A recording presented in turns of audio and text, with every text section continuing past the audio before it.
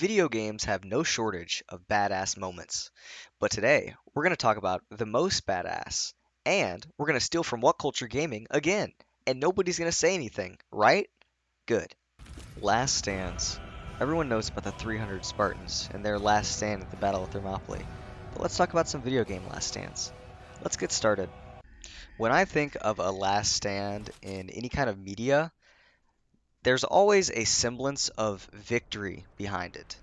For example, Zack Fair from Final Fantasy VII Crisis Core, even though Zack dies at the end of his stand, there's still a feeling of passing the torch on to another person. And I think that's what truly makes a last stand great. Zack Fair has some cheesy voice acting, I'm not gonna lie. This game has some cheesy voice acting, I'm not gonna lie. But that doesn't take away from the fact that this scene still holds an emotional place in my heart. Mainly because I didn't fucking think they were gonna kill this dude. The second the battle starts, the music just kicks up tenfold, and you're getting shot from every direction while endless enemies spawn. It's a battle you know you can't win, but you try anyways, and that's what makes this great. And even after being beaten down and on the brink of death, he can still pick up this massive ass Buster Sword with one arm. They're yours now.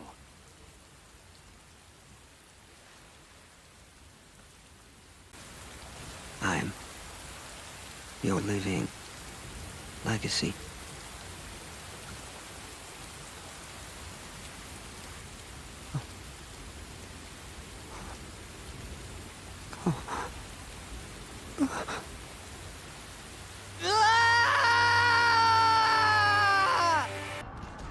Pretty cool, right? Red Dead Redemption 1. Put yourself in Jack Marston's shoes. Watching your uncle die. Don't worry about me. Just get him out of here. No! Uncle, please! Oh my God! They killed him! Come on, son. Ain't nothing we can do for him now. Then having to watch your mother grieve over his body before you're both sent away by your dad, who knows his death is coming. This has got to be one of the best endings in all of gaming, and it's so good, I'm just gonna let it play.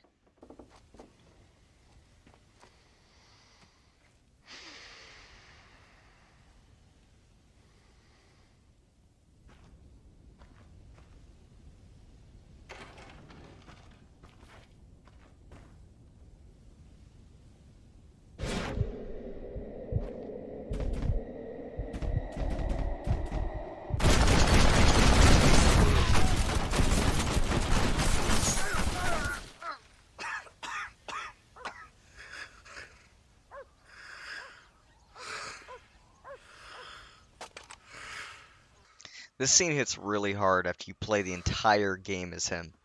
And the worst part is, he stands there wheezing for a good while. I edited out most of it, but he really is there coughing and just having a miserable death.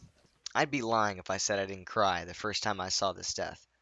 But it makes it all the more sweet what comes after. You actually do take on the role of Jack, and have to watch your mother grieve once more.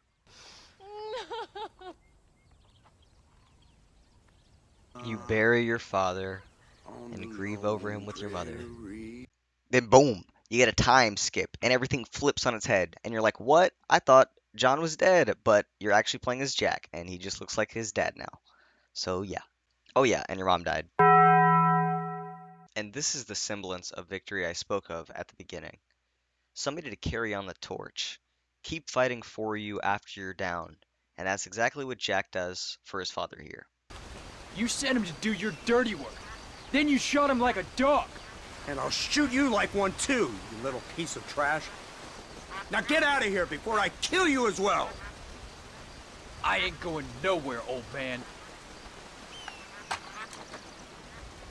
What are you doing, motherfucker? Oh! Oh! How's it taste?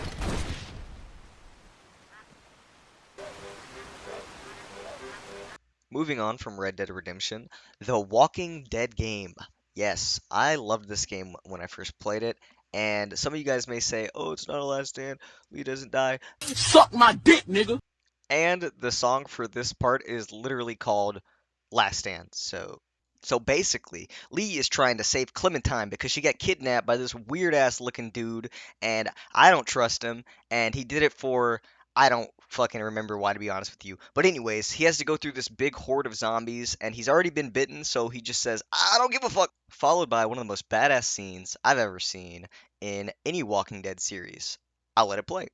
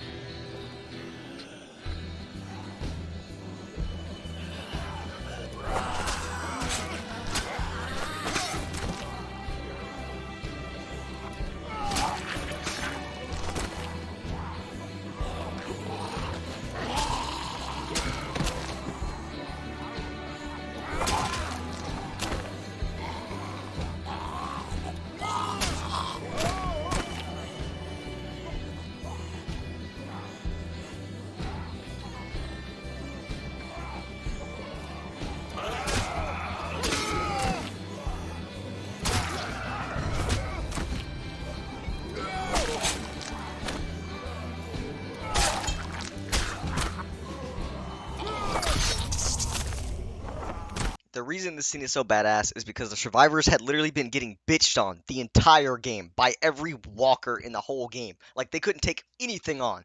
So seeing Lee finally just walk through them and say fuck it felt really satisfying.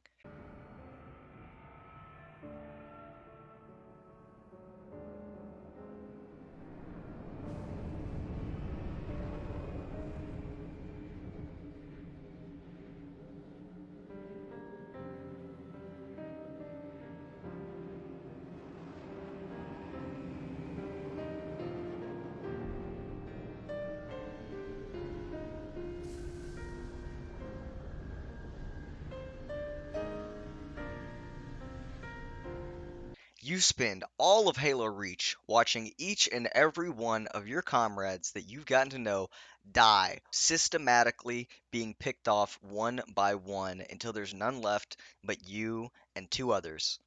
Oh, never mind, that guy dies too.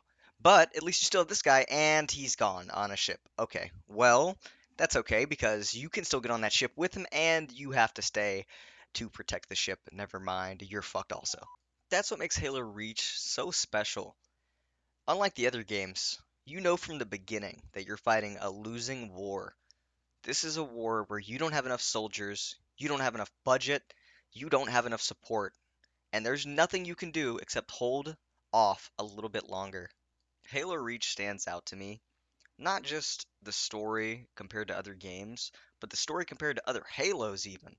It's very, very different. Normally, Master Chief just fucking does whatever he wants, just fucking alpha male, push through all the Covenant type shit. This game, you may be a super soldier, but you're not invincible, and it's made clear to you pretty early on. Though that doesn't stop some people in multiplayer from trying. And at the end of it all the other comrades dead or gone, you have one objective left: survive.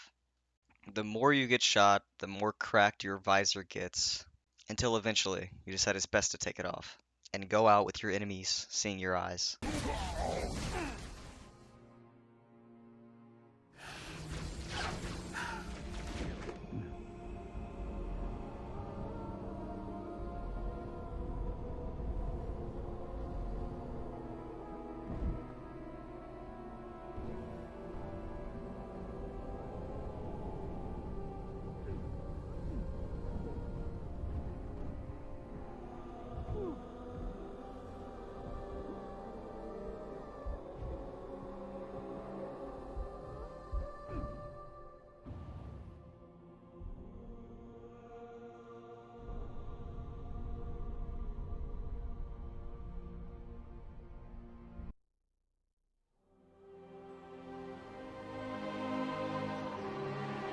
It didn't take long for Reach to fall.